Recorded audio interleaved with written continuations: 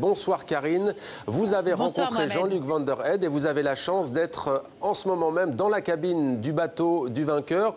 Comment vit-il ce retour sur Terre après cet exploit, le navigateur ? Eh bien, écoutez, c'est un homme heureux que nous avons rencontré, vous l'avez dit, ici même, dans la cabine d'un navire devenu lui aussi héroïque, un homme qui se marre tout le temps. Alors, Jean-Luc Van der Heijden a passé plus de 7 mois en mer et pourtant, quand vous lui demandez si la solitude, il aime ça, il lui répond non, ce n'est pas la solitude, ce n'est pas être seul que j'aime. Ce que j'aime, c'est de relever des défis en solitaire. Et quel défi il a relevé là, puisqu'il a gagné cette course mythique.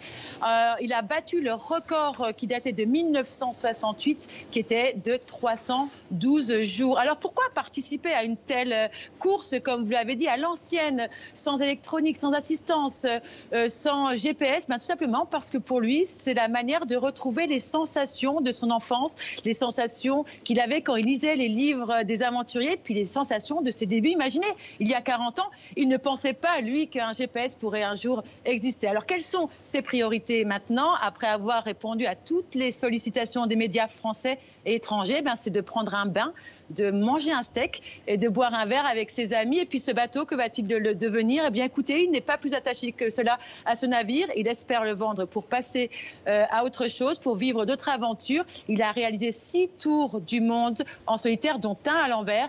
Il dit tout simplement que la mer est son espace de liberté. Karine Henry pour TV5 Monde. Merci Karine pour toutes ces précisions en direct des Sables d'Olonne.